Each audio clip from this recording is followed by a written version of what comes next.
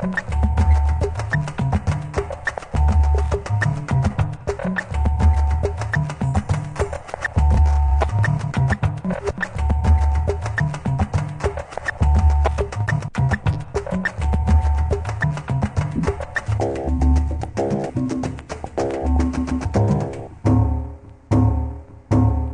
notion de formation appartient au siècle passé. Le terme de formation a été forgé en 54-55 dans deux endroits différents, d'une part dans les entreprises et d'autre part dans les milieux de l'éducation populaire.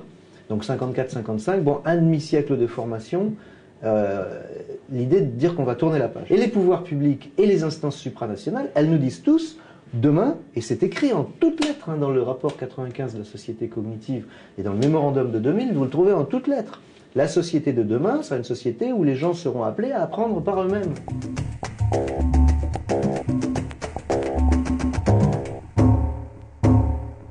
Avant, finalement, tout allait bien. Vous aviez un formateur, une formatrice, pas tout à fait, en particulier tout à fait compétent et bon, et à l'éducation nationale, se former pour ça, qui avait comme fonction de transmettre un savoir.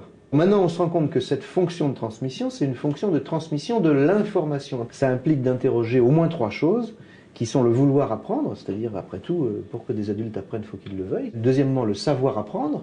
Alors là, c'est tout l'univers des méthodes pour apprendre, l'apprendre à apprendre, de l'éducabilité cognitive, mais moins connu en France aussi des techniques d'études, qui sont très développées aux États-Unis et en Angleterre.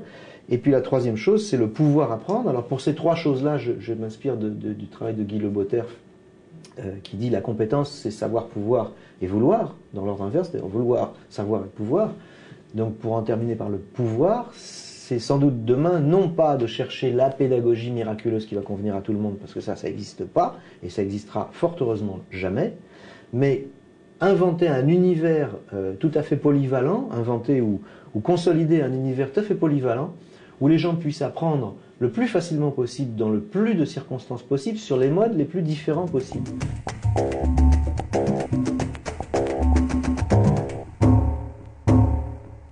L'une, c'est d'aller dans un stage, donc on vous dit c'est de telle heure à telle heure, ou un cours, ou un séminaire, on vous dit c'est de telle heure à telle heure dans la salle temps, et puis finalement vous avez là un formateur, un professeur. Tout ce qui est Internet et formation à distance et utilisation des technologies, quand c'est construit pour faire des programmes individualisés.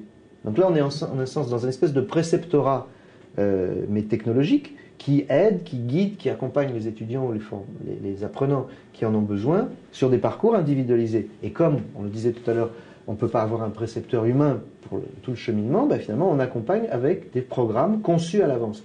On est dans l'individualisation là, elle est dans la formation sur mesure assistée par les technologies. Troisième mode qui est assez différent, c'est le modèle que j'appellerais d'auto-formation accompagnée, c'est-à-dire le fait de partir des projets des gens et d'accompagner ces projets en étant une structure ressource, une structure facilitante, une structure d'accompagnement. Quatrième modèle, et là on quitte à ce moment-là les modèles institués, c'est un modèle plus de formation par l'expérience, par la vie. Cinquième mode, c'est le mode de la formation sur le tas, qui est un mode ancien, c'est donc que vous arrivez dans un nouveau job, ben vous allez avoir le coach là, qui va vous dire ce qu'il faut faire, vous montrer en temps réel et sur le terrain.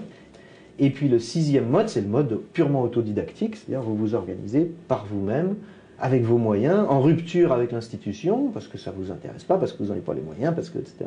Et vous faites la démonstration du fait qu'il est aussi possible d'apprendre.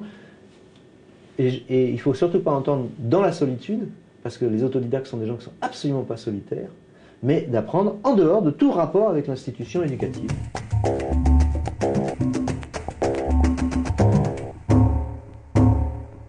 Les trois chantiers de l'apprenance, ce serait d'une part mieux comprendre ce vouloir apprendre, ou son absence, l'autodétermination, donc le choix chez l'adulte comme facteur de motivation, le sentiment d'efficacité personnelle, le rôle à contrario de la résignation apprise et ses effets complètement destructeurs sur les gens. Deuxième chantier, c'est le savoir apprendre, et donc là c'est, comme je disais, fédérer tout ce qui existe déjà et arriver à tirer des synthèses qui nous permettent de mieux comprendre comment doter les individus d'instruments pas trop restrictifs, pas trop locaux, que ce soit des instruments de démarche intellectuelle plus large.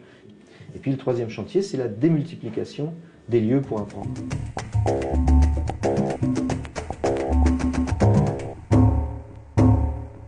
Il faudra toujours des enseignants. peut-être plus autant, comme dit un de mes collègues, d'enseigneurs, de gens qui se sentent détenteurs d'un savoir absolu, qu'ils vont asséner à des masses béates qui vont... Mais par contre, des enseignants, des vrais profs, des vrais animateurs de formation. Deuxième métier qui me vient à l'esprit, c'est le métier de conception et d'ingénierie pédagogique. C'est-à-dire d'arriver à penser dans cette, justement, cette multiplicité de lieux et de modalités pour apprendre, pour répondre aux besoins divers d'apprenance des gens, tout ce qui est ingénierie pédagogique sous l'angle de la réalisation de supports, la réalisation et de la consolidation des supports. Ça fait trois déjà grands métiers et on pourrait tirer un peu le raisonnement en disant qu'il y a sans doute des fonctions de coach individuel, c'est-à-dire de suivi individuel des personnes, dans les fonctions de guidance et d'orientation et d'évaluation qui vont être nécessaires.